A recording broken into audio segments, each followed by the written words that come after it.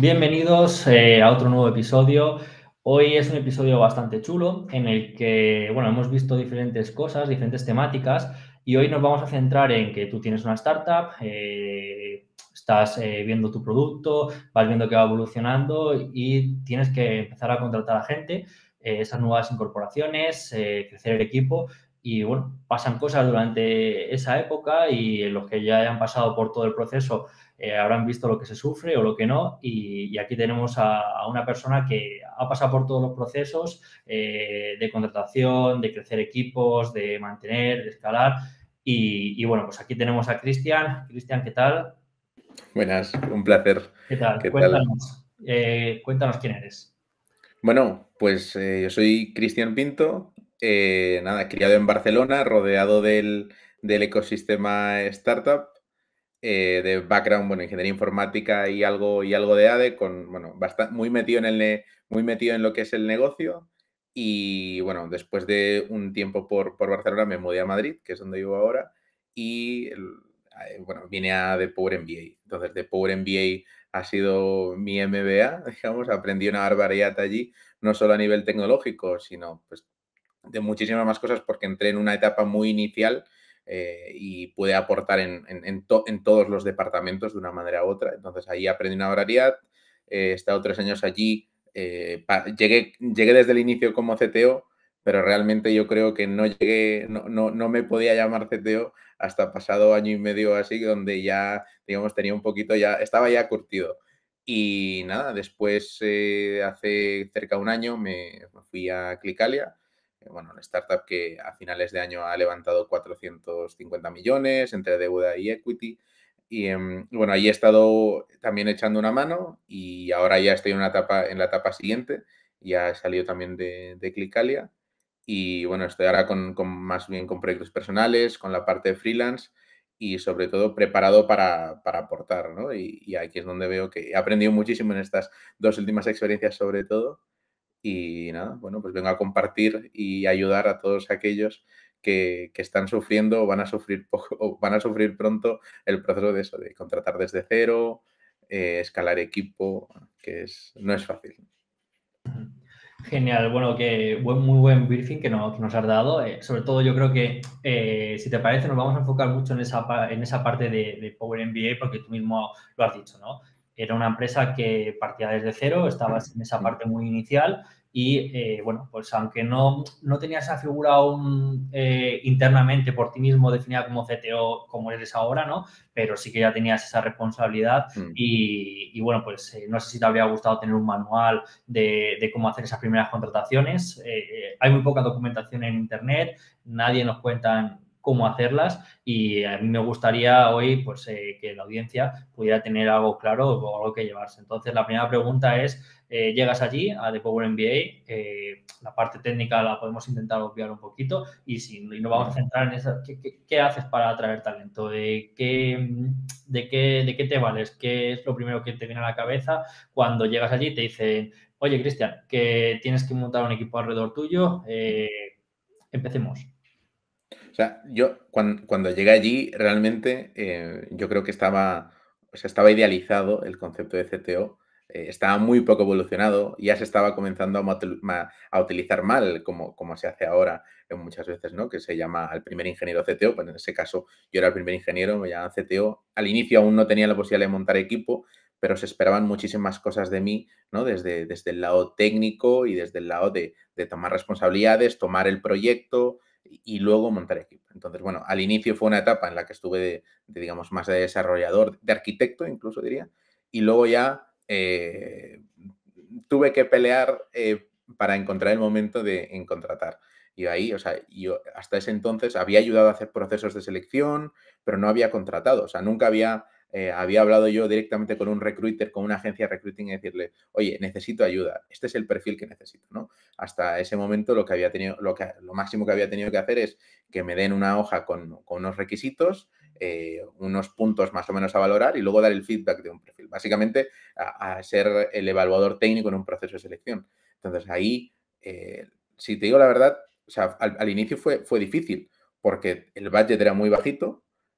Yo sí, algo que tenía muy claro era que que quería evitar en la medida de lo posible perfiles, o sea, tomar la decisión del perfil en base al sueldo, sino quería perfiles que me puedan ayudar y que sean independientes, ¿no? Al final, yo suelo acostumbrar a decir que un perfil comienza a ser independiente pues, cuando es mid, ¿no? ¿Y cuando es mid? Pues cuando comienza a ser independiente, ¿no? Y esto, por ponerlo en tiempo, pues suele ser 2, 3 años con la misma tecnología, mismo stack, o bueno, puede ser que tenga un background más fuerte, así, a veces ocurrentes, pero bueno, digamos que siempre lo intenta acotar por allí. Y, y ahí, o sea, en este caso quería contratar un perfil mid, más o menos, o sea, digamos que el budget no daba, o sea, no, creo que soy más o menos buen vendedor y aunque me hubiese esforzado muchísimo, o sea, es que no, era imposible, ¿no? El budget era muy pequeñito, entonces al final tuve que buscar un poco la manera y inicialmente tiramos por outsourcing. O sea, acoté muy bien las tareas para que sea como o sea, como un to-do list casi, y todo muy fácil de evaluar para que tampoco me quite mucho tiempo y arrancamos con outsourcing. Porque también, o sea, el contratar tiene muchas implicaciones. Yo no estaba seguro si quería contratar. O sea, con esas condiciones, con esas variables, la verdad, eso no estaba seguro si quería contratar porque no tenía claro cómo iba a evaluar el perfil, qué tenía que evaluar y sentía que necesitaba investigar un poco más, ¿no? Y a la vez encontrar una fórmula que me ayude a seguir desarrollando el software, que es donde necesitaba más ayuda. Entonces, bueno, el outsourcing en ese momento, porque estaba yo lidiando con esa parte técnica, pues nos funcionó. Luego sí ya, bueno, aproveché para investigar, entender y ya comenzamos con las contrataciones. Y allí lo primero que me di cuenta es que no tenía ni idea. O sea, eso lo vi muy rápido, que no tenía ni idea qué es lo que tenía que buscar. Entonces, lo que hice fue apoyarme en agencias, con experiencias buenas, malas, irregulares, pero me apoyé en diferentes agencias para que me ayuden a buscar, ¿no? Pues ahí comencé a aprender, o sea, los tipos de contratos que hay, ¿no? Pues hay un fijo porcentaje en cuanto al SBA, puedes tener a alguien que te cobra X por cada persona que entre, etcétera, etcétera. Y luego yo también o sea, tirando de LinkedIn, aprovechando un poco la fama y el reconocimiento de Power MBA, ponerme a buscar. Y entre todo eso y cuando encontrar algún perfil muy interesante, pidiendo la ayuda a alguno de los founders, decirle, oye, envíale un mensaje a este chico que si se lo envías tú, más que yo, seguro que te va a hacer más caso. Y si era alumno de Power MBA, que justamente los primeros eran alumnos, bueno, eso ya era espectacular, se volvía bastante más fácil porque estaban mucho más abiertos a escuchar, lo veían como una oportunidad increíble. Entonces, aprovechando todos esos pequeños factores, conseguimos captar a los primeros del equipo, creo que bastante buenos, con un coste bastante razonable. Y sí, o sea, yo creo yo casi que diría que fue un poco growth hacking de recruiting. Era encontrar, ¿no? Aquellas pequeñas piezas que combinadas entre ellas ayudaban a encontrar el mejor perfil posible entre el ecosistema y que además acepte el salario que podíamos pagar en ese momento. Wow, me gusta mucho el término que has utilizado, bro hacking de recruitment. La verdad es que, ostras, voy a ver qué hay sobre ello porque no había caído nunca en esa frase, pero sí, totalmente. Yo siempre digo lo mismo.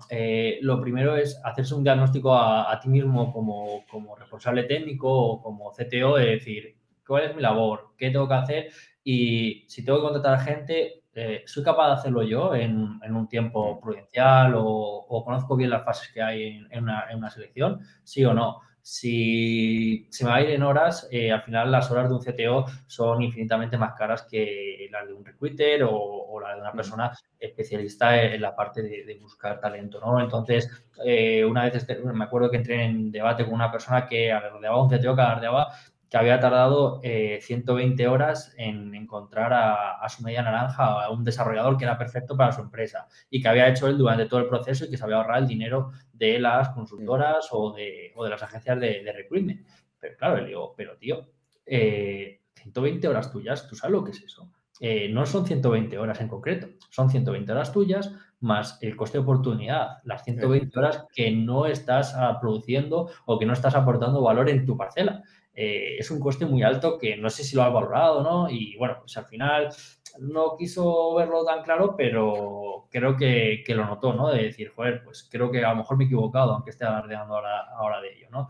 Entonces, sí, es algo que la gente no lo tomamos, y yo incluido en algunos momentos, la parte de la selección como algo bueno, es fácil, lo puedo hacer yo, o venga, me pongo un ratillo por la tarde y saco 3 perfiles y ya, Mm, pero no, hay muchas variables, es tantas variables, lo has dicho tú antes. Tengo un producto increíble, pero no tengo tanto salario. mm. Tengo mucho salario, pero no tengo una cultura de empresa suficientemente fuerte. Y así, infinitas combinaciones, ¿no? Entonces, vosotros tenéis en este caso inicialmente esa problemática, ¿no? La problemática del salario que no podéis llegar a ofrecer, ¿no? Entonces, me gustaría saber así alguna anécdota o alguna cosa que dijeras, guay, no estamos llegando, vamos a inventarnos esto para intentar contratar a alguien. Ya me has comentado, por ejemplo, la parte de que utilizabais el Ofander para intentar darle más potencia a vuestro mensaje. No sé si se te ocurre alguna otra que podamos recomendar a alguien que esté justo en esa fase, que tenga el mismo pain, decir, tengo un producto increíble, pero no tengo tanto dinero. ¿Algún truquito que le podamos decir? O sea, yo veo, ¿no? Contestando un poco, siguiendo lo que has dicho, o sea, veo dos puntos. Bueno, por un lado, o sea, para contratar, si en ese momento es una situación como en ese caso era la mía, que no tenía experiencia, yo arrancando los procesos de un proceso de recruiting, es súper importante apoyarte de alguien que lo sepa hacer. Alguien que lo sepa hacer, ya puede ser una agencia, puede ser o alguien, un advisor tecnológico que pueda haber dentro de la compañía, pero alguien que te pueda ayudar a hacerlo desde la experiencia. Y si tiene contactos que pues, son potenciales candidatos, pues mejor que mejor. Pero luego algo que veo muy importante, ¿no? Teniendo una figura como CTO, es que tiene que evolucionar a ser capaz de poder llevar un proceso completo. Que ahí estoy totalmente de acuerdo contigo, en que no tiene que hacerlo, no tiene que hacer todo el proceso, pero sí que tiene que tener capacidad de hacer todo el proceso. O sea, hay algo que a veces se olvida, que es toda la parte de cultura también dentro de la empresa, y la cultura dentro del equipo es core, ¿no? Porque esto va muy relacionado también a que con que los desarrolladores sigan mucho tiempo en el equipo, que es donde, o sea, si hay que amortizar el coste mediante una agencia, pues lo más importante es que estén mucho tiempo en la compañía. Entonces, con eso es muy importante tener muy clara la cultura que tienes en el equipo, la metodología que tienes para trabajar, o sea, todo lo que le vas a contar al candidato, porque o sea, tienes que venderle la oportunidad de que se una al proyecto.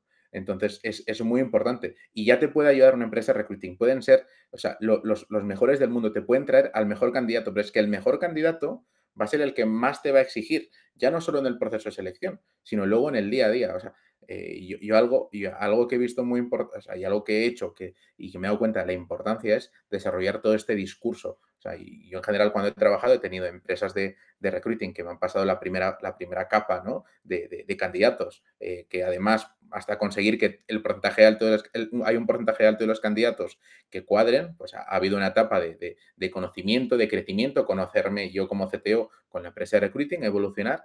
Y luego yo, o sea, todos, como ya llegó un momento en el que me envían candidatos muy buenos. Entonces, ya no era muchas veces elegir o pasar una prueba técnica. No, no, no, no. Era yo tener un muy buen speech, tener muy claro lo que le voy a contar, tener muy claro qué es lo que va a hacer cuando entre en la compañía para convencerle, ¿no? Bueno, convencerle suena un poco mal, quizás más venderle la idea, venderle el equipo, pero para que se quiera quedar, porque seguro, 100%, que esa persona tiene 80 oportunidades más abiertas.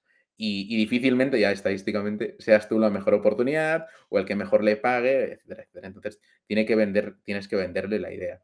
Entonces, yo ahí, o sea, algo que veo crítico en cualquier etapa es eso, ¿no? Tener muy claro el discurso, los puntos que le vas a decir. Si estás en una etapa de crecimiento, qué va a aportar la tecnología o en qué proyecto tecnológico va a estar trabajando para que haya este crecimiento. No sé, viendo un poco el ejemplo de Power MBA, si hay un problema de que si hubiese un problema de que la infraestructura va a soportar solo 100.000 estudiantes y hay que evolucionar a 1 millón de estudiantes, pues explicarle eso, ¿no? Que ese es el reto tecnológico que hay. Si va a haber nuevos productos, explicarle que van a haber nuevos productos y que la plataforma no está preparada y hay que hacerlo. Que va a haber un nuevo sistema, no sé, de referidos, lo que sea, pues explicarlo, hacerles partícipes un poco de la parte más de funcional, más la parte del producto. Y todo ese tipo de cosas se entienden fácil y luego uno siente que lo que va a hacer, o sea, el desarrollador va a sentir que lo que va a hacer va a aportar valor. O sea, si a alguien le dices, no, hay que hacer la web, que es que hoy en día hacer la web suena algo, o sea, suena algo vacío, ¿no? Es como teclear, darle golpes con la cabeza al teclado. No, es ¿para qué es la web? No, vas a hacer una web que nos va a ayudar a convertir o a vender el doble gastándonos el mismo dinero. ¿Necesitamos mejorar el SEO? No, no necesitamos mejorar el SEO. ¿Queremos mejorar el SEO? Necesitamos mejorar el SEO para conseguir más visitas gastando el mismo dinero. O sea, ir un poco más allá, porque muchas veces ocurre o sea, que intentas no explicar pensando que el desarrollador no va a entender. Y esto ocurre en tecnología y en muchos otros sectores. Pero o sea, la gente que hay detrás de la cámara es inteligente y yo siempre apuesto por intentar explicar incluso un poco de más, ¿no? Porque si lo consiguen entender y se enamoran del proyecto, ya está. Ya está. Cuando le pases la prueba técnica y se la pases después, la van a hacer bien seguro, porque le van a dedicar todo el tiempo que haga falta y la van a hacer con mucho cariño. Y seguramente tengan 3 pruebas más, pero lo que van a hacer va a ser la tuya primero. Justo, sí, yo creo que eso, de hecho, es una corrección que yo me he dado cuenta y que estamos intentando inculcar. Nunca mandes una prueba técnica sin conocer a ese desarrollador, como he visto en diferentes procesos, ¿no? Primero habla con él, crea ese engagement, crea ese match, que haya esa conexión entre ese producto y lo que va a hacer en el proyecto para que la prueba se la plantee como un reto y no como un deber o como, bueno, tengo que hacer esto para poder pasar al proceso.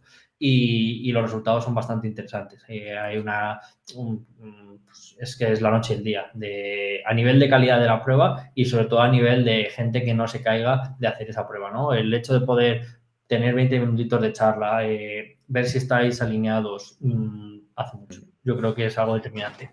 O sea, eso va muy acompañado de tener claro el proceso, ¿no? Y el proceso es, tengo una charla de 15 minutos primero, luego te paso una prueba técnica, luego tengo una charla de una hora pues, con el CTO. O sea, es muy importante Sí, eso, tener ese ahora compromiso vamos a previo. ver, te has anticipado, es una pregunta que te voy a No, hacer. no, pero bueno, y va relacionado con lo que decías, la prueba técnica, yo creo que cuando se envía antes, ocurre porque quieres validar que la persona que tienes enfrente o sea, te va a servir o va a cumplir con las necesidades que tienes. Pero hay muchas maneras que no son la prueba técnica, pues desde mirar un poco el GitHub por encima, pedirle algún proyecto, ¿no? Algo que no le cueste, que el coste del desarrollador, del candidato, sea muy bajo, o sea, compartírtelo y ya está, digamos, que te permiten tener visibilidad de, ok, pues mira, ya no, ya parece tener un nivel que cuadra con lo que estamos necesitando. Sí, y decías que, bueno, pues buscabas también mucho match, ¿no? Entre ese candidato y el propósito que teníais encima. Me imagino que en esas primeras entrevistas también te pasaría el efecto contrario, ¿no? Gente que realmente te gustara muchísimo, incluso que estuviera alineado en la parte salarial, pero que tú tuvieras que descartar o el mismo candidato se descartara porque a lo mejor estaba en otro punto o estaba por encima de las necesidades que hubiera en ese momento, ¿no? ¿Eso te ha llegado a pasar en algún momento?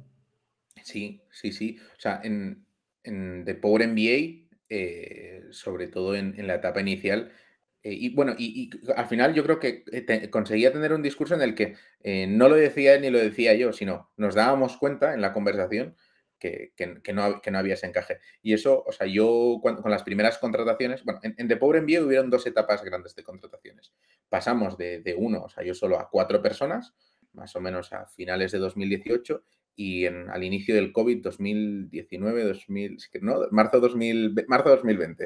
Sí, Si en el tiempo en el COVID pasa diferente. sí.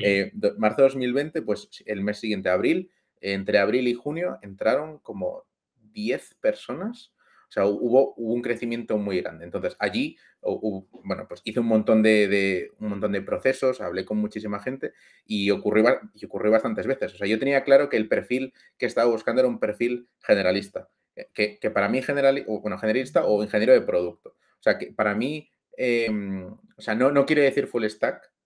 O sea, yo no buscaba a alguien que sepa, en este caso utilizamos React y Node. No buscaba a alguien que utilizase, que supiese React y Node, sino alguien que conozca uno de los dos y que esté dispuesto puntualmente a atreverse a tocar alguna de las otras cosas. ¿Por qué? Porque veía súper importante esa dinamicidad, ¿no? Y ese no bloqueamiento. O sea, es que habían tareas que, y eso, bueno, ocurre en cualquier proyecto, que es cambiar una línea de código, algo súper sencillo, en un proyecto, ¿no? Y luego la parte compleja está en el otro proyecto. Entonces, ahí en ese momento veía, con el tamaño que teníamos, que si iba, o sea, buscar a alguien full stack era mucho más caro y al final full stack significa que sabe menos o sea, sabe menos de aquella que podría saber más. O sea, al final no va a ser tan buena en ninguna de las dos tecnologías. Y alguien con disposición, ¿no?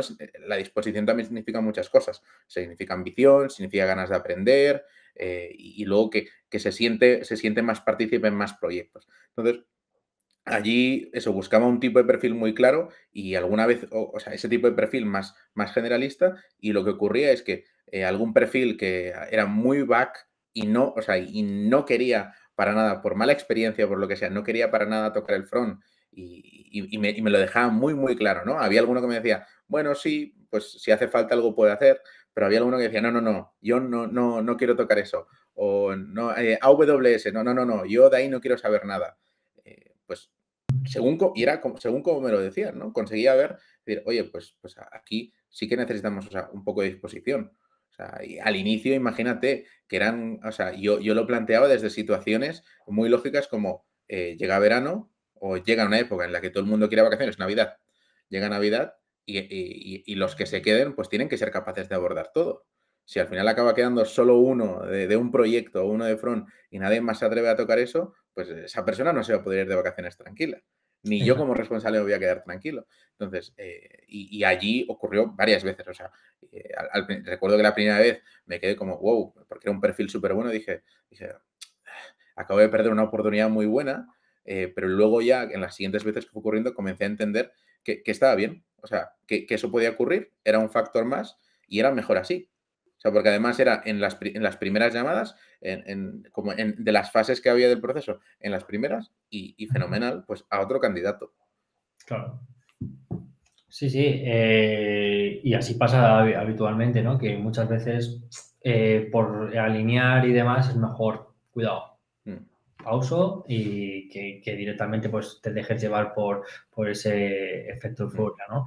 Y bueno, pues viendo un poquito este análisis de las personas, de esas primeras contrataciones, yo no sé si hay que estar, entre comillas, ¿no? Un poco loco para formar parte de un proyecto desde cero o qué componente hay que tener, ¿no? Me gustaría saber si tú has podido, o bien desde tu óptica, que ya has sido uno de los primeros trabajadores en una empresa de éxito, qué componente tiene que tener o qué componentes crees que tienes para decir, oye, me apetece subirme a un proyecto en el que no sé si va a ser a largo plazo o si esto va a ser fruto de un día, desde esa óptica tuya personal, y también me gustaría saber si has podido identificar ese componente a la hora de diferentes perfiles. Es decir, tú has entrevistado a mucha gente, has podido tener un patrón de decir, ostras, este tío le gusta subirse a proyectos desde cero y sé que va a trabajar bien, o esta persona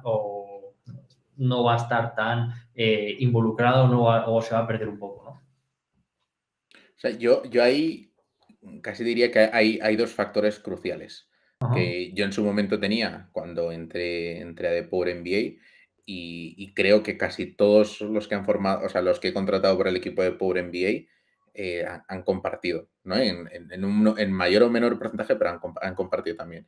Y es, por un lado, motivación barra ambición. O sea, que no, estar motivado por seguir creciendo y querer seguir creciendo, aprender, o sea, no tener miedo, ¿no? Todo ese conjunto de variables que al final se ve ambición, ganas de hacer cosas, ¿no? Que el día que haya que hacer un poco más, no tengas miedo, porque luego va a haber el día que habrá que hacer menos y no pasará, ¿no? Todo eso. Y luego, por el otro lado, flexibilidad mental o flexibilidad en cuanto al stack.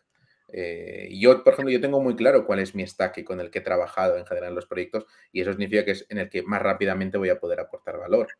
Pero es que un perfil que tiene que entrar, o sea, puede haber un perfil muy bueno de ingeniero que venga de otro stack. Lo único que necesita es tener esa flexibilidad de decir, ok, voy a cambiar de stack.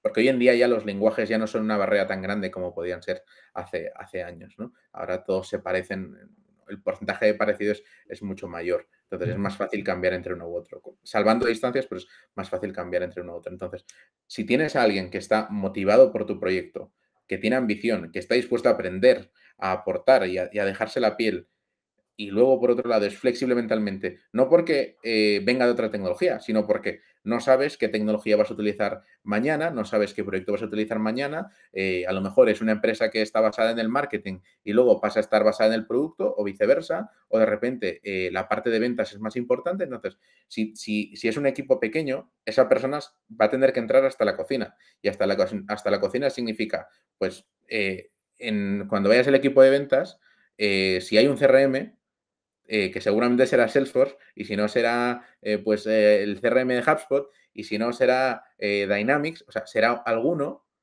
que seguramente no hayas tocado porque vienes de desarrollo, o sea, vienes de desarrollador, entonces tienes que, o sea, echarle ganas, ¿no? Por no decir otra cosa. Tienes que echarle ganas y aprenderlo y hacerlo y conseguir que al equipo para el que estás ayudando le sirva. Y eso es flexibilidad mental. Yo mismo, pues el último gran reto que tuve, que fue en Clicalia, yo nunca había tocado Dynamics. Había tocado Salesforce en The Power MBA, había hecho alguna cosa, pero bueno, había una persona de mi confianza que era capaz de hacerlo casi todo. Entonces yo estaba bastante alejado, pero aquí me tocó entrar hasta la cocina y yo entendía que era una startup que estaba en un momento a nivel tecnológico en el que hacía falta y entrar y aprender lo que hiciese falta y aprender pues de Dynamics, leer muchísimo de Dynamics, cómo funciona y yo que soy un hater, no un hater, pero no, el stack de Microsoft digamos que no es mi favorito.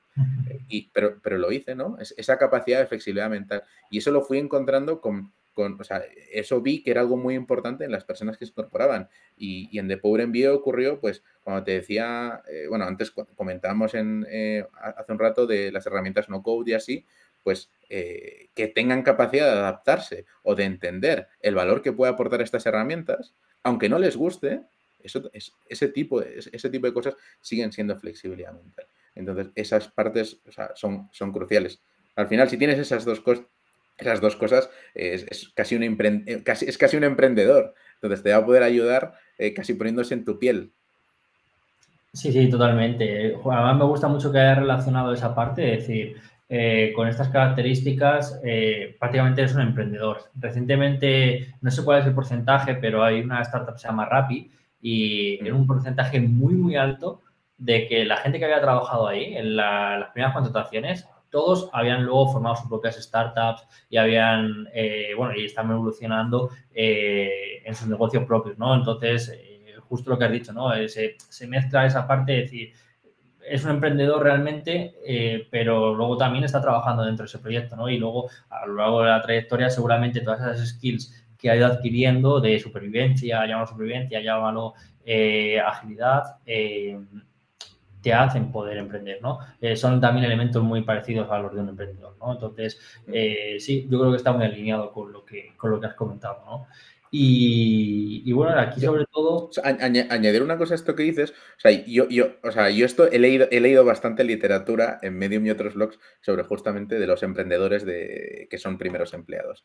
Y hay algo, o sea, y mi percepción allí es el emprendedor que entra al inicio, como puede ser mi caso en The Power MBA, al final ves todo. Ves desde la primera vez van a hacer el speech para levantar una ronda, los nos, los sís, los días que no hay ventas, los días que hay ventas, los malos, los buenos, las contrataciones buenas, o sea, lo ves todo. Y no lo sufres directamente o no lo sufres en tu bolsillo, porque al final yo la nómina al final de mes la seguía cobrando todos los meses sin que faltase ni un euro, pero sí que lo veo el sufrimiento en el ambiente. Y al final, yo creo que todo el mundo quiere ser emprendedor. aunque solo sea por la idea, ¿no? de todo lo que parece que te aporta ser emprendedor, que parece que eres emprendedor y ya eres rico, ya te puedes comprar Ferraris o lo que sea, pero todo el mundo quiere ser emprendedor. Entonces, cuando vives todo eso, se te quitan muchísimos miedos. Se te quitan muchísimos miedos, entonces ya comienzas a decir, bueno, ya lo he vivido, ¿no? Tampoco pasa tanto. Y esto te lo digo porque a mí es algo que, o sea, que siento que me está ocurriendo. O sea, yo antes de Power MBA, el hecho de emprender, o sea, me gustaba la idea, pero sentía que me quedaba muy lejos por todos los miedos, barreras mentales que tenía, ya solo por decir, uff, meterme en ventas, ¿qué es eso? Meterme en marketing, ¿qué es eso? Ahora ya he vivido todas esas partes, las conozco bastante bien, entonces tengo como una imagen bastante 360 en mi cabeza y digo, bueno, tampoco es para tanto. Y lo que no sepa lo aprenderé, porque ya lo he hecho otras veces, ¿no? Y más en startups de éxito, como Rappi, por ejemplo, imagino que, bueno, allí tiene que haber sido espectacular. Bueno, cambiando un poquito de Sí. tercio y que yo creo que hemos tocado ya esa parte de inicial, ¿no? De cómo es el proceso en esas primeras contrataciones. Me gustaría que pudiéramos fijar, ¿no? Lo que ambos consideramos un éxito en una contratación inicial o un fracaso, ¿no? ¿Qué es éxito y qué es un fracaso en una contratación inicial? No me vale el hecho de éxito que esté Me quedé todavía en 6 la meses. empresa y tal, ¿no? Sí. Pero, ¿qué consideras tú a nivel personal que es éxito o un fracaso? Mm, yo, o sea, y creo, o sea, y esto lo digo más desde mi parte como ser contratado, no como haber contratado, pero creo que el éxito es cuando se va bien, o sea, se va contento. Para mí eso es el éxito, porque si, o sea, se puede ir por mil cosas. Incluso puede ser bueno que se vaya. Es más, yo creo que, por ejemplo, mi salida de Power MBA fue buena en el momento en el que estaba. Porque yo ya llevaba tiempo, ya no estaba tan, o sea, con tanta ambición, tan feliz como estaba antes, llevaba ya 3 años, y yo creo que fue un éxito mi contratación, y no porque llevase 3 años, porque tenía gente en el equipo que había estado a lo mejor un año y se iban contentos, pero veía cómo evolucionaba su carrera profesional. Bueno, por ejemplo, un chico entró como desarrollador o bueno, más bien poca experiencia, evolucionó, aprendió un montón, o sea, la verdad que lo hizo súper bien. Y luego se dio cuenta que le apasionaba el mundo de la ciberseguridad y se fue a una empresa a trabajar como desarrollador de ciberseguridad. Bueno, no, desconozco como las posiciones de ciberseguridad, pero se fue a trabajar de ello. Y Sí. yo me fui, o sea, yo me quedé contento por él. Es más, cuando me lo contó, que recuerdo que me lo contó así, ¿no? Como que es lo típico, un poco como con miedo, con respeto, como a ver cómo le va a afectar, porque teníamos una relación ya personal, o sea, éramos casi amigos. Es más, yo ahora lo considero a un amigo y yo me alegré por él. O sea, yo me alegré mucho porque estaba cumpliendo lo que le apetecía, había aportado hasta donde había llegado y ahora que se quedase, o sea, y yo haberle ofrecido más dinero o lo que sea para que se quede, para intentar convencerle, no hubiese servido de nada. Porque realmente lo importante era su felicidad. Y si realmente acaba siendo tan bueno y yo consigo también ayudarle a que su salida sea buena, él, cuando hay un puesto que cumpla lo que él desea en la empresa donde esté, ya no en The Power MBA, sino en la que esté, él va a querer volver a trabajar conmigo. ¿No? Y si es de Power MBA, o sea, si es la compañía la que le ayuda a hacer esta salida bien, va a querer volver a la empresa.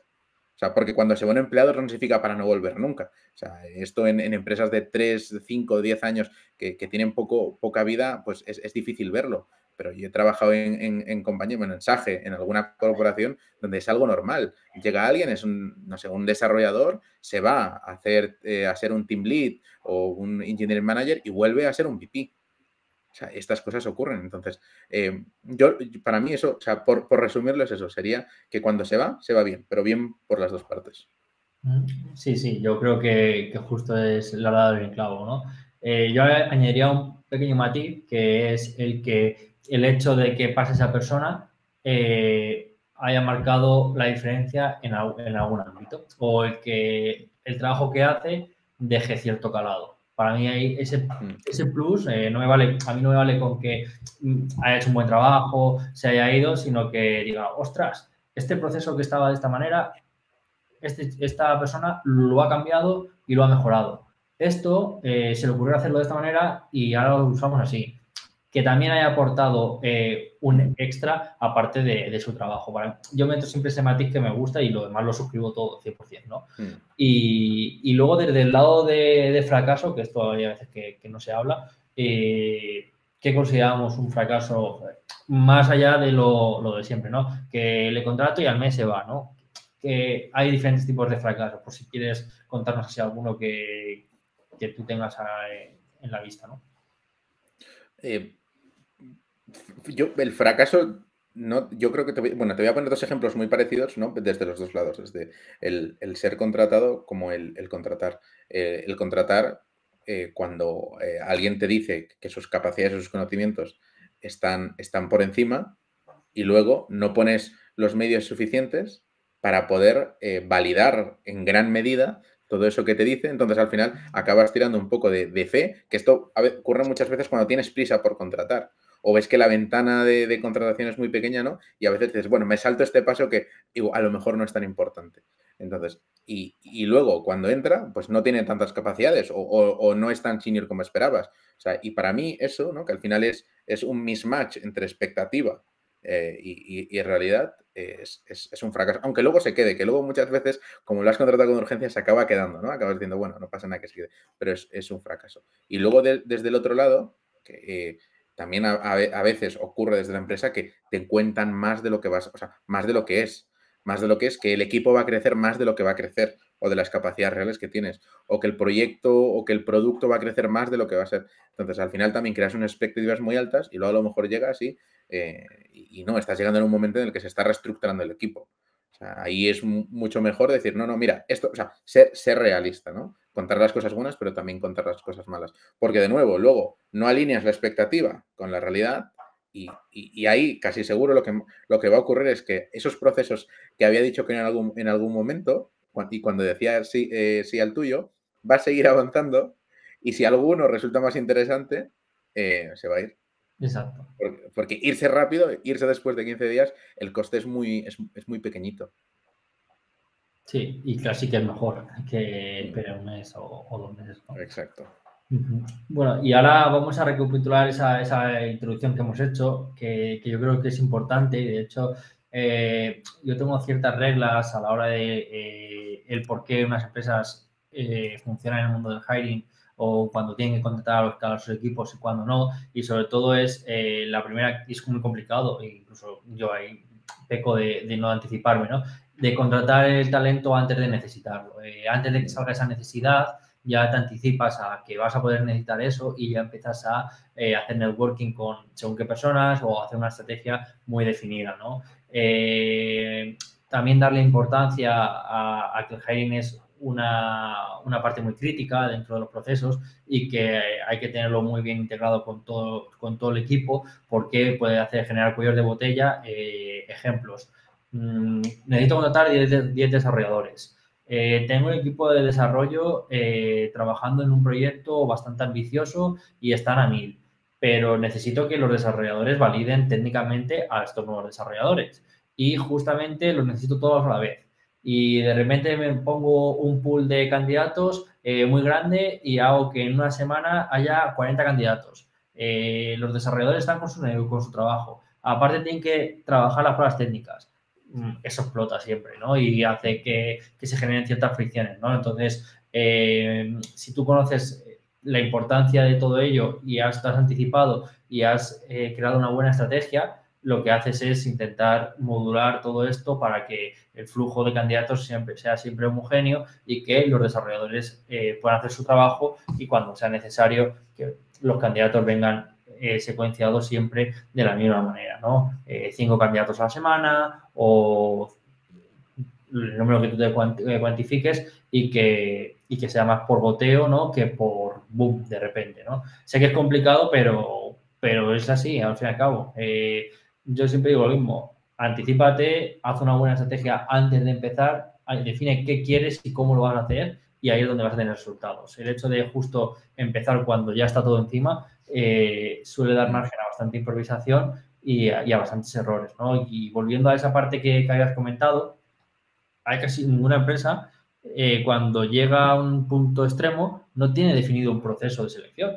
Entonces, eso es yo creo que es lo más básico. ¿Qué es mi proceso de selección? ¿Qué quiero medir? ¿Cuánto dura? ¿Cuánto tardo en contratar a una persona desde que entra en mi pipeline hasta que le hago una oferta? Cosas tan sencillas como esas, yo muchas veces no las veo, ¿no? Entonces, me gustaría que nos pudieras ilustrar, ¿no? Con cómo has llegado a definir tú, ¿no? Eso, el proceso y cuán importante es para ti, ¿no? Yo el tener ese proceso, ese funnel, lo veo crítico. ¿No? Y cuanto más automatizado o barra guionizado lo tengas, muchísimo, muchísimo mejor. O sea, eso yo, por ejemplo, en The Power MBA lo construí, ¿no? Cuando tuve que hacer este paquete de contrataciones, lo fui construyendo a medida que iba avanzando, pero en Clicalia, que cuando entré en la necesidad de contratación era muy alta y ahí pues un porcentaje alto de mi tiempo fue en hacer entrevistas, lo cogí arranqué el funnel, puse el funnel desde la etapa inicial, desde casi, o sea, diría que la primera semana ya tenía al menos un draft de lo que iba a ser el funnel y cómo iba a avanzar, ¿no? Y a quién iba a involucrar si hacía falta alguien más, si iba a involucrar a alguien del equipo o no, si era un front, si el que iba a involucrar era un front o no, cuánto rato le iba a dedicar en la reunión, la prueba técnica cuál iba a ser, o sea, eso, o sea, yo lo veo súper, súper importante. Esto, entre otras cosas, además, porque normalmente cuando vas a contratar, difícilmente necesites uno más de repente, ¿no? Y más en el ámbito tecnológico, que todo va muy, muy vinculado a los proyectos, es muy difícil que eso, que necesites uno más. Si necesitas solo uno más, seguramente es porque sustituyes a alguien o porque, ¿no? Bueno, si eres una agencia o algo así, que de repente te llega un pico de proyectos. Pero es difícil. Normalmente es un poco como tú decías, quieres que abrir un proyecto nuevo y ves que necesitas 5, 6, 10 desarrolladores. Acabas de recibir una ronda y esos 8 proyectos que tenías ahí parados los vas a arrancar. Bueno, los vas a arrancar, los quieres arrancar. Entonces necesitas 4 por cada proyecto. ¡Pum! Necesitas muchísima gente. Allí necesitas tener lo máximo automatizado posible. O sea, yo, por ejemplo, algo de la figura de CTO que veo que siempre tiene que estar allí es estar en alguna parte del funnel de contratación, de contratar a alguien. O sea, estar en la última parte, en la penúltima parte o en la primera parte, ¿no? Y según qué posiciones, pues a lo mejor estar incluso en todas las partes. Pero lo veo súper, súper importante. Y construir, definir todo este funnel, o sea, tener todas las pruebas técnicas más o menos automatizadas de alguna manera para poder enviarlas, que los timings entre fases sean pequeños. Si necesitas feedback o lo que sea, tener muy claro que tienes que priorizarlo. O sea, algo que me ocurrió bastante en The Power MBA es que por tener el funnel definido, pero no tener los timings definidos, habían candidatos que se caían en el camino. Habían hecho, o sea, es que recuerdo varios que habían hecho la prueba, la habían hecho muy bien, pero claro, yo por lo que sea, estaba tardando más de lo habitual en corregirlos, más de lo habitual a lo mejor 2 días, y el tercer día, si coincidía que era el lunes, alguna vez me pasaba, ¿no? Que tenía un email en la bandeja de entrada que era, bueno, lo siento, ya no sigo en el proceso, finalmente he escogido otra posición. Y si encima, y alguna vez luego yo, casi ¿no? Por curiosidad, abrí el proyecto, había la prueba y era buena y decía, hostia, he perdido una buena oportunidad. Entonces, yo ahí, algo que en Clicalia, por ejemplo, dices, fue poner un timing. O sea, al inicio, por ejemplo, yo corregía las pruebas técnicas, luego ya las personas del equipo las iban corrigiendo, pero ponía un timing. A la que entraba o sea, yo enviaba la prueba técnica, les ponía un deadline de X tiempo negociado en la misma llamada, ¿no? Que cuadre siempre con un mismo fin de semana, y luego les decía, ok, una vez recibido, yo hacía forward, si no estaba ya en la cadena de emails, a una persona del equipo, y en eso tenían que pasar una jornada, o sea, un día laboral para que se corrija esa prueba. Y eso era lo más importante, lo más importante. Y si todo el equipo es consciente de la importancia de que entre más equipo, lo hacían encantados, lo hacían encantados. Y además ya teníamos como definidos, ¿no? Y esto yo creo que ya es como cuando ya tienes algo más o menos evolucionado, tenemos definidos qué puntos tenemos que tener en cuenta. ¿No? Pues que el código sea legible y comentado, check. Que tenga la batería de test correctamente y funcione, check. Que esté deployed en algún sitio, check. ¿No? Algunos puntos para revisar.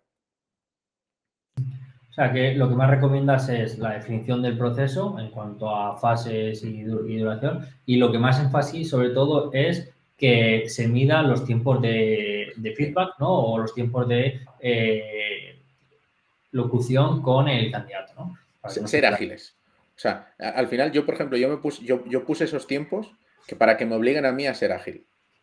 O sea, Claro. no tiene, sobre el candidato no vas a tener control sobre si tarda 2 días o tarda 2 semanas en enviarte la prueba técnica. Lo máximo que tienes es el deadline que tú le vas a poner y casi siempre ocurre que si tú le pones una semana te la envía el último día. Sí. Pero que tú tener control sobre tu tiempo para poder responderle, eso es súper, o sea, es súper importante, sobre todo porque eso también da, o sea, da muy buena impresión al candidato que está al otro lado. Sí, sí, totalmente. Yo creo que es esa agilidad y definir muy bien los tiempos. Luego, por ejemplo, yo estoy ahora investigando un poquito sobre las fases del funnel y lo que se tarda en cada fase según qué tecnología o según qué tipo de perfil, en base a la cantidad de perfiles que hay en España o en otras áreas, ¿no? Y es curioso porque pongo ahí también en valor la calidad del recruiter o la calidad de la empresa o el hype que pueda tener para reclutar y me está saliendo muy buenos resultados de decir, vale, para contratar a una persona mismo senior de front, en el mejor escenario tú necesitas 80, 90 horas de una persona para poder reclutar a un candidato, porque tienes que hablar con 60, 70 personas, porque tienes que haber visto 300 perfiles, porque has tenido que hacer networking con no sé cuántos y da mucha ilustración de lo que se tarda realmente. Entonces, si tú eres capaz de unir todas estas piezas, tú sabes que para contratar a 10 personas necesitas pues tantas horas y ya sabes que cuántas personas necesitas involucradas en el proceso. De la misma manera que cuando llegas a la fase de pruebas técnicas, tú sabes con el volumen de candidatos que quieres recibir cuánto tiempo tienes que dedicar a corregir y cuánto tiempo tienes del equipo para que lo pueda hacer. De esa manera puedes estimar muy bien lo que puedes llegar a absorber cada semana, ¿no? Y ese conocimiento, nosotros que estamos investigando ahora, nos va a dar un salto cualitativo bastante interesante y yo animo a las empresas a que sean capaces de estimar sus tiempos para que lo puedan planificar directamente, ¿no? O sea, y eso lo veo, o sea, es algo que yo, por ejemplo, he cometido un error allí. Y en The Power MBA, por el tamaño del equipo y por cómo creció, yo estaba acostumbrado a llevar yo gran parte del proceso, yo tener el trato con las agencias de recruiting y en cierta medida estaba más cómodo haciéndolo así porque mis experiencias con la parte de recursos humanos en la parte de recruiting no estaba siendo demasiado buena, ¿no? Respecto a la capa que me traían internamente, por eso externalizamos.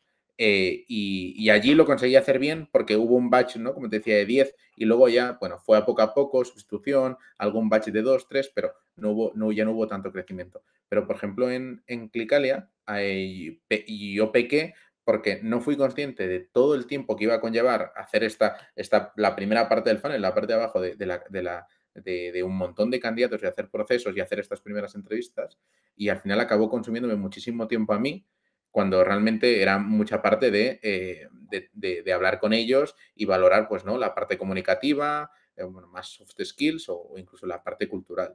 Y tardé muchísimo en yo pedir que entre una persona de perfil técnico, ¿no? Incluso tardé también en solicitar que se externalice más parte del recruiting.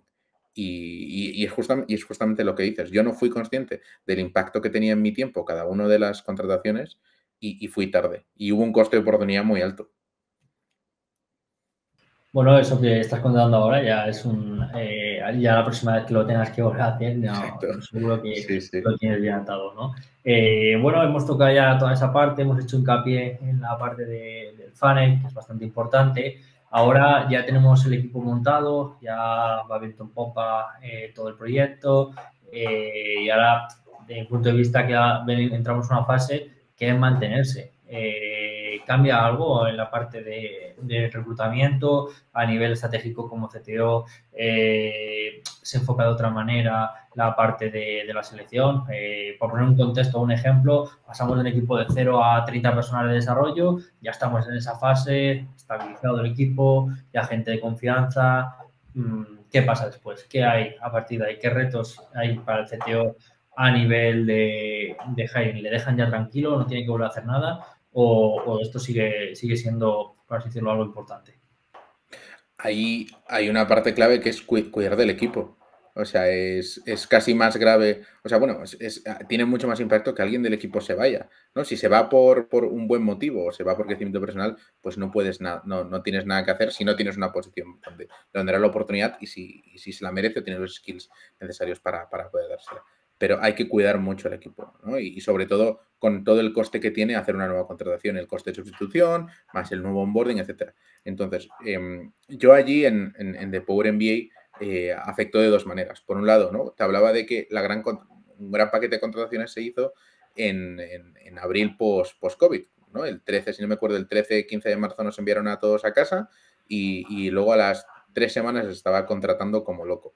Pero es que coincidió con que estábamos todos en remoto. Antes de eso, en The Power MBA estábamos en un chalet a las afueras de Madrid, que los utilizaban, bueno, eran unas oficinas y eso era increíble. O sea, apetecía ir a trabajar allí, el ambiente, todo el mundo joven de veintitantos, 30 y pocos, era buenísimo, todo el mundo se llevaba genial. Los jueves todos éramos como una familia que nos íbamos a tomar copas, los viernes a comer. O sea, había una cultura de familia tan grande porque éramos pocos, tan buena y porque estábamos juntos y era todo muy fácil que no hacía falta hacer mucho, ¿no? Pero Mm. luego cuando coincidió que había que crecer equipo, el equipo de tecnología concretamente, y además estaban todos en remoto. Bueno, eso eran dos retos y fueron súper complicados. Yo le dediqué muchísimo tiempo y al final, con lo que yo me quedé, que funcionó muy bien para la parte de retención, fue, por un lado, esforzarme en que todo el mundo tenga una buena relación, que haya un flujo de comunicación muy bueno. Entonces, ¿qué hacía yo en los one-on-ones? Más allá de qué tal te va, ¿no? Los objetivos que hayamos planteado, etcétera, añadí una parte en la que era valórame a tus compañeros.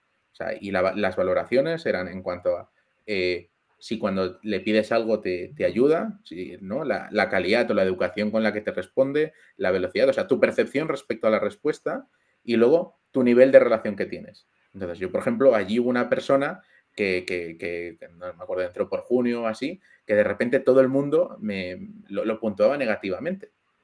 Y cuando indagué un poco más, después de esa alerta que vi a partir de los one-on-ones, indagué un poco más y me di cuenta que era una persona, o sea, no estaba mal metiendo dentro del equipo, pero culturalmente no, sino de la manera de ser, tenía un fit malísimo con todo el equipo, era muy diferente al resto, ¿no?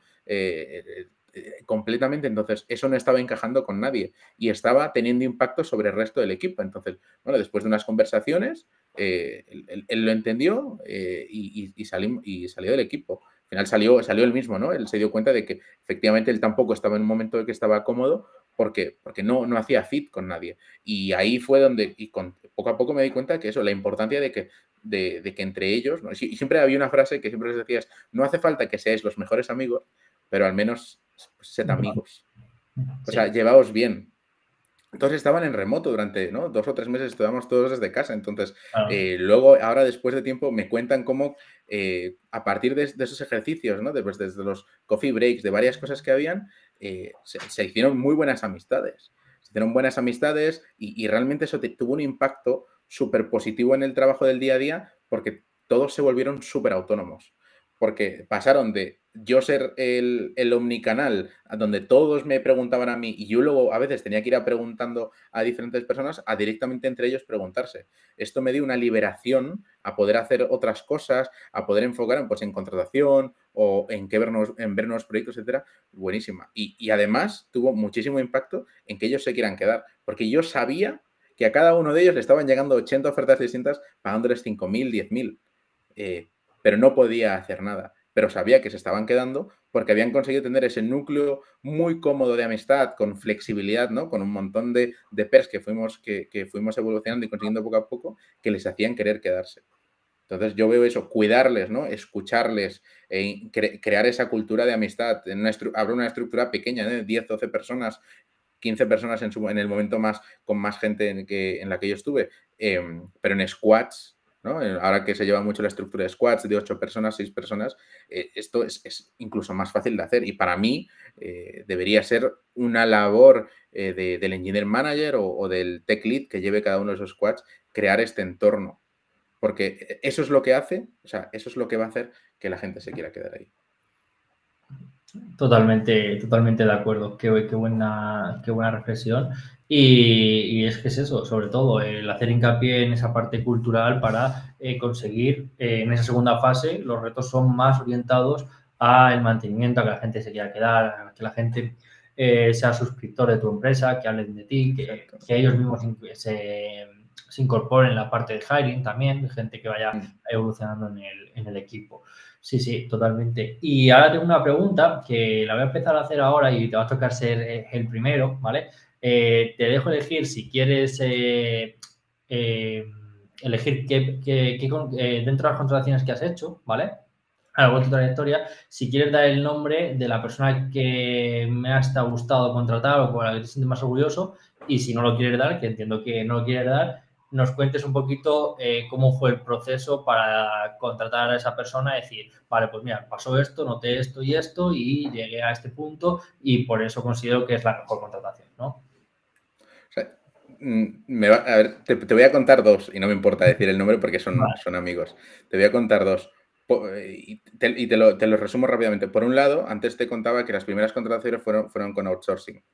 En concreto fueron con outsourcing con una empresa que tenía recursos ahí en India y fui trabajando con diferentes personas. Y hubo Uh-huh. una persona que su resultado era buenísimo. Era buenísimo. Y la verdad, o sea, cada vez se iba involucrando más en el proyecto y mejoraba y era muy buena.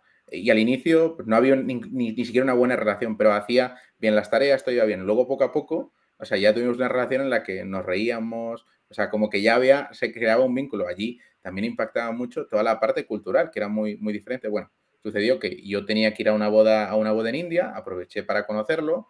Yo creo que eso también como que marcó una diferencia y luego esta persona, cuando se tuvo que ir de la empresa, yo me sentí, o sea, con todo el poder y con la capacidad y con el optimismo de que vaya a decir que sí, que no se vaya de la empresa en la que está trabajando, sino que se venga de Power MBA full time a trabajar con nosotros, seguramente con unas condiciones mucho mejores que donde sea que se fuese a ir.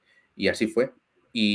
La verdad que o sea, eso me siento muy, bueno, se llama Deepak, me siento muy, muy orgulloso porque conseguí identificar ese talento. También tuve mucha suerte, ¿no? De uno de los recursos que nos asignaban. Digo recursos porque es como se le llamaba en ese momento, ¿no? Ahora es un amigo. Pero una de las personas que nos asignaban en ese momento que fuese muy buena, identificarlo, conseguir crear esa relación y que luego él esté encantado de venirse, ¿no? Y estuvo bueno, sigue trabajando en The Power Media, estaba trabajando ahí muchísimo tiempo y ha escalado y ahora es uno de los ahora no sé si hay 2 o 3 squads, pero es uno de los que lleva uno de los squads y Qué entró bueno. como desarrollador. Y esa fue una experiencia, la verdad que súper, súper contento.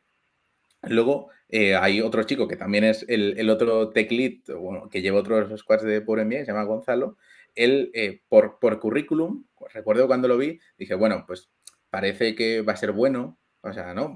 Pinta bien, pero no pintaba excelente. Pero sí que cuando tuvimos la llamada me dio muy, muy buen feeling.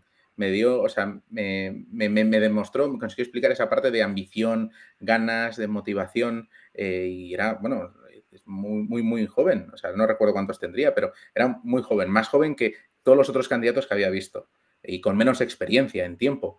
Pero bueno, pero vi algo en él y dije, ok, que se venga el equipo. Él me contó además ciertas cosas de ambiciones, que proyectos que quería hacer. Bueno, me convenció. Yo creo que en parte él me convenció también, ¿no? Para que le diese la oportunidad. Además, yo creo con un rango salarial en el que estaba dando un salto bastante bueno. Yo también, pues, ¿no? Lo peleé un poco por él. También, o sea, ¿no? Con toda esta confianza que me transmitió todo, bueno, entró y la verdad, él fue la causa de que el último proyecto en el que estuve en The Power MBA saliese adelante y fue un éxito, que además fue un proyecto con datos, algo que no habíamos hecho nada hasta ese momento y fue buenísimo. Y ahora, ¿no? Después de haber salido yo y todo, él ha tenido la oportunidad de llevar eso, otro de los equipos. Y antes te hablaba de mi mano derecha y mi mano izquierda y ellos fueron los que me ayudaron y yo creo que sin ellos no hubiese podido yo tampoco evolucionar tan bien a nivel profesional y comenzar a soltar muchas partes de llevar el equipo, de llevar el día a día, de llevar incluso el tablón de tareas,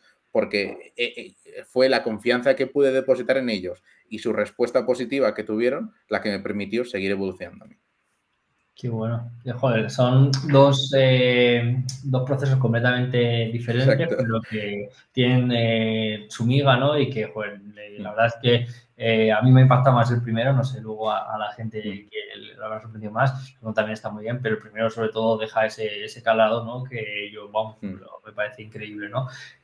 Bueno, yo creo que ya estamos llegando al final y bueno, pues aprovechando que eres CTO, aprovechando también que lo has comentado al principio. La próxima semana va a venir Álvaro Moya, que es, no sé si le conoces, es una persona que está muy metido en la parte de enseñar a la gente a ser CTO, qué skills necesita tener y cómo potenciarlas, ¿vale? Y bueno, pues yo voy recogiendo esas preguntas cada vez que viene un CTO y la pregunta que te quiero hacer es, ¿qué crees o qué dirías que diferencia un CTO o qué tiene que ser, cómo tendría que ser un CTO para ahora mismo liderar un proyecto, una startup, por ejemplo, de, yo que sé, que está creciendo, ¿no? Que hemos dicho, aprovechando una empresa que está creciendo, ¿no? Que a lo mejor ya tiene 20 trabajadores, ¿qué tiene que tener un CTO a nivel de todas las skills? No solo de hiring, sino a nivel completo. ¿Qué dirías que es el Christian que se fue, en este caso, de Pull&Bear? Algo crítico es capacidad de entender y un mínimo de conocimiento del resto de áreas del negocio. O sea, en un CTO, igual que en un CMO, se obvia su conocimiento sobre su materia. A un CMO vas a obviar que sabe de marketing y a un CTO vas a obviar que sabe de tecnología. Pero tiene que ser aquella persona que va a poder tener un flujo de comunicación muy bueno, va a saber poder explicar y poder escuchar con cada uno del resto de miembros del comité o cualquier persona de la empresa, ¿no? Sea de ventas, sea de marketing, sea de lo que sea. Entonces, más allá de la parte tecnológica y ¿no? Que ahí incluye management de personas, que también es muy importante, es tener esa visión del resto de la compañía. Y eso es, para mí, es el punto número uno. O sea que ahí tienes claro esa visión transversal de negocio que entienda todos los procesos de la empresa, de producto, departamental y ahí donde está el core, ¿no? Porque solo de esa manera, o sea, cuando estás en tecnología, puedes hacer un proyecto de lo que sea. Puedes dedicar todos los esfuerzos a hacer la web y que no tenga ningún impacto en la empresa. Pero saber elegir dónde, o sea, cómo priorizar y dónde poner más esfuerzo, solo vas a ser capaz de hacerlo si tienes muy claro cómo funciona el resto de departamentos y cada proyecto que puede ir surgiendo, qué impacto va a tener, ¿no? Cuando se termine. Entonces, hay un match allí clarísimo, sobre todo porque tecnología impacta a todo el mundo. De una manera u otra, impacta a todo el mundo. Entonces, eso para mí es clave. Genial, pues bueno, yo creo que ya hemos cubierto todo. Lo que queríamos extraer y en este sentido de poder ayudar a la gente o hacer un clic, ¿no? En que puedan tener esa concepción que todos los fallos que hemos tenido, aciertos a lo largo de una trayectoria o bien enfocados en tu persona o en la mía, la gente los pueda coger como aprendizajes.